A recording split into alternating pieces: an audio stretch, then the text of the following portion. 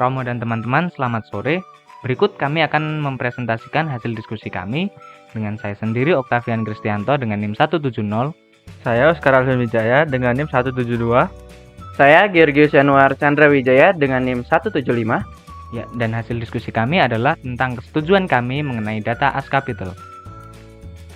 Sebelum itu, kita harus tahu apa sih data as capital itu. Data as capital menganggap bahwa data pengguna sebagai sampah konsumsi digital tidak berguna yang diolah kembali oleh perusahaan atau platform digital agar memiliki nilai ekonomi.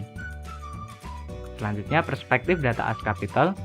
Perspektif data as capital menyediakan suatu sistem kerja baru di mana produk kecerdasan buatan dapat menjalankan fungsi teknis mekanis dengan campur tangan manusia yang seminimal mungkin.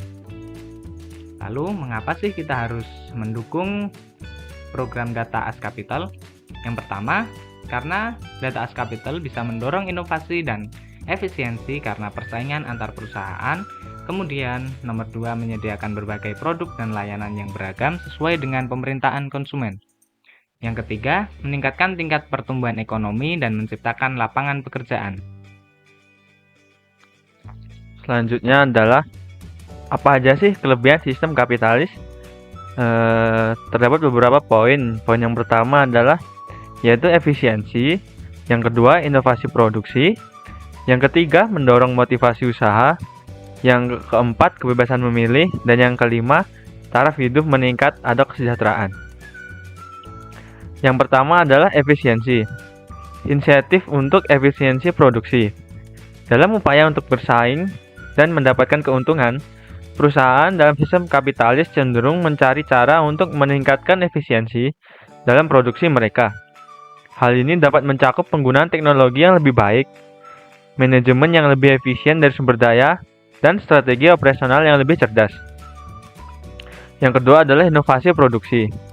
Inovasi produksi dalam sistem kapitalis membantu menurunkan biaya produksi, memungkinkan penurunan harga barang, sehingga meningkatkan daya beli masyarakat.